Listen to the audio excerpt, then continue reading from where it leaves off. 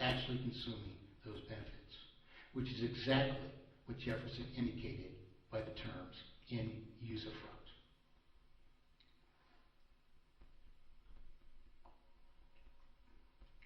Nonetheless, how many of us are hoping to pass criminal, terminal debt on to further generations, rather than rectifying economy, which is even only course which can save ourselves from terminal failure? In our previous two shows, we explained this fact of inevitable failure and singular solution. What was the cause of inevitable failure from which we can understand everything around us? It was the obfuscation of the currency, the thing that we call from ancient times the money changers. What is this obfuscation? Basically, it's what we call banks, wrongly, they're not just banks. They intervene for a purpose of exploitation. And they come between a debtor and a creditor, the real creditor and the real debtor, to insist that money has to be published on their paper or their cloth or their gold coins or whatever. And for the mere cost of publishing the currency, they launder the principal into their possession instead of retiring it from circulation in correspondence to the actual natural life cycle of a promissory obligation. They keep the principal for themselves. So for 10 cents, they issue $100,000 to finance a $100,000 home and collect $800,000 just in principle on this. And then, of course, their second crime is that they, as if this represented earned and justified deserved wealth, they impose interest upon this purported debt to the banks, falsified debt to the banks, which then forces us implicitly to maintain a vital circulation by reborrowing principal and interest that we pay out of the circulation as an ever greater sum of debt, perpetually increased so much as ever greater increments of periodic interest on an ever greater sum of debt until at an ever escalating rate we ultimately suffer a terminal sum of indebtedness. And when we fail, we're dispossessed of everything, and all ownership of all property defaults to these purported banks, who are mere oppressors. So this is the process of which is terminal to us, in which, of course, we have to solve. We have to solve this by reverting this obfuscation of promissory obligation to its mere natural state, where there is no exploitation imposed upon us, and we're fine. And the only detail about doing that correctly that exists is actually this obligatory schedule of payment, where we are forced to pay the principal out of circulation at the rate of consumption or depreciation of the related property. So this eliminates inflation, deflation, and maldistribution, systemic manipulation of the cost or value of money or property, and inherent irreversible multiplication of artificial indebtedness into terminal failure, the three category faults of pretended economy, the lie of pretended economy. So we understand from all this that banks are not creditors. They merely publish the notes, which are the evidence of our promissory obligations to each other. We are the real creditors because we give up property for evidence of promissory obligations. Each of us, who in turn accepts a promissory obligation or money for property, in turn becomes the resultant creditor, and we, all of us therefore, have an indispensable interest in monetary rectitude, particularly as only monetary rectitude can preserve the value of our money or property, and even more than, because the present lie we call economy can only produce our virtually complete dispossession at its own inevitable failure, which of course is at hand.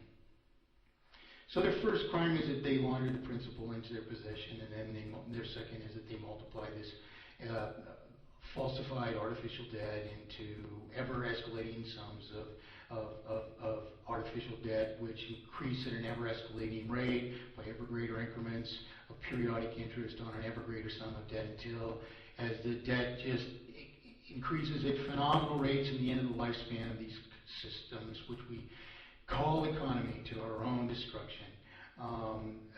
eventually fail and we can no longer afford to service these debts, these artificial debts.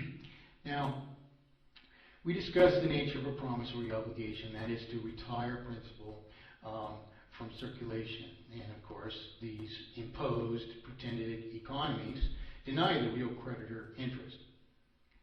So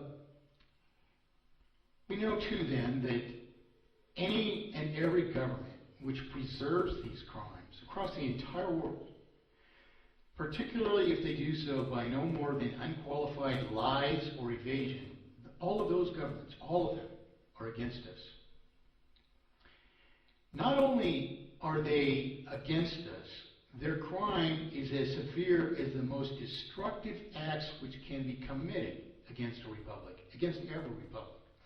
For they must destroy the very possibilities of justice and representation if they are to prevail over us. Their crimes, therefore, are no less than treason. Their crimes are treason. We know from how these crimes have been perpetrated against us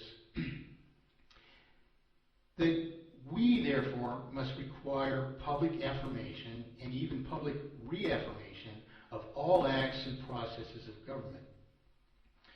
We must require proof of solution. We must require proof of means.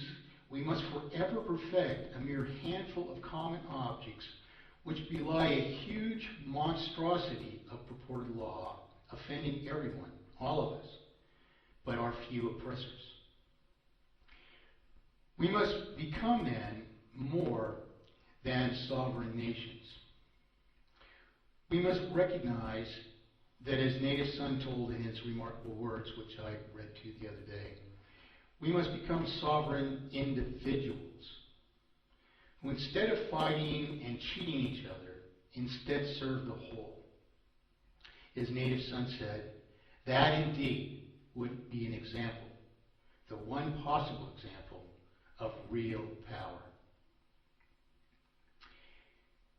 The other day I also brought up, I told an event from the movie Geronimo, where these the Chiricahua came upon these miners, and this one larger fellow was defending the fact that they were on Apache land by claiming they made things out of the land. And his fellow miners were whimpering for their lives, and all of a sudden all these shots rang out, and all the other miners fell, the whimperers, and this one large fellow is still standing there. And Geronimo stared him down and he says, "You are a fool, but at least you are brave." Well, how did this happen? There's no signal given. All this just happens just like that. It happened because of conviction to a principle. And whether we honor that principle or not is not an issue here. The fact is that we, the people, can be served by only one set of monetary principles. We've laid those principles before you. That we are the issuers of our own promissory obligations. This banking system just comes along and says, no, you can't write those out on your own paper. We have to do that for you, so it costs us 10 cents for the paper. And here, by the way, sir, is your $100,000 for your house, and this fellow over here will pay it to us now. You're paid in full. You're the real creditor. We're denying you interest, but goodbye and good riddance to you, because you're a sorry sucker if you don't realize what's just happened to you. Well, if we reacted to this instead with a simple knowledge of what's happening to us, what crime is being committed against us, and what was the solution of that crime, there's no way in the world, as I've said for 40 plus years, that this would ever happen to us. So we find, and if we study history, we find examples how people reacted to these things too late. We had things in the First Great Depression that we call penny auctions, where a neighbor's farm would be auctioned off. So all the neighbors would show up, and they wanted $5 for one of the men's mules, and a neighbor would bid 1 penny. And they came with shotguns, and nobody bid any higher than that. So for a penny, his neighbor bought the mule back and gave it to the farmer he bought it from. This is an example of acting too late. We're already suffering the consequences. And intelligent people would realize what to do so that this does not happen to them. And they would do the thing that has to be done to prevent it from happening to them. What is that? Well, we've been explaining this for days. Why did I bring up this example of Geronimo? Where these Chiricahua acted together in concert based on principle, knowing what to do if they were to win their side of this conflict. Well, we must act likewise if we're to prevail. I brought this example up because it is the principle which we cannot compromise, which dictates the only course to rectitude. This is why we must understand this cause of inevitable failure and this fact of singular solution, which is no more than eradication of interest and an obligatory schedule of payment. Now, there are issues that we have to treat in a transformation or conversion of a system of usury in a mathematically perfected economy, but likewise, those issues executed properly abide by the principles that we've laid out already. There is no inflation and deflation, and we restore a state of affairs that would have existed if we had existed under mathematically perfected economy all this while. So, does it become us, or is it our nobility, or do we deserve solution if we ourselves will only compromise the solution?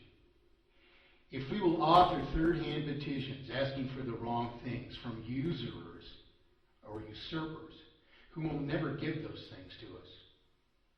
Is that solution? Will these things take us somewhere we need to go?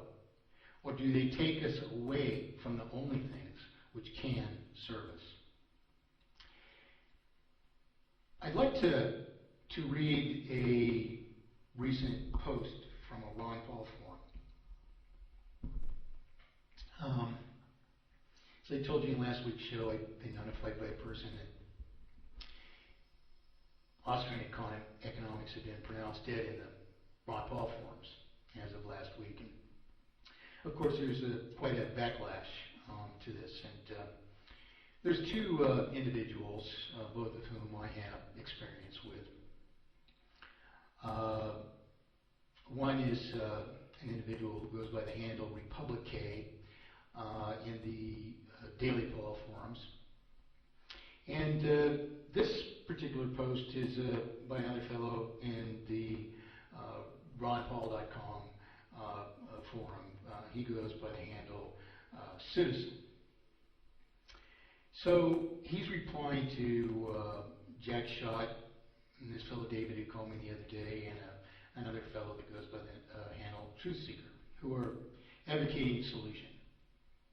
And this person, Citizen, who typifies the defenses of Austrian economics and of Ron Paul that are advocated in these Ron Paul forums. In fact, this would be a leading individual of the cause, so to speak, of Ron Paul.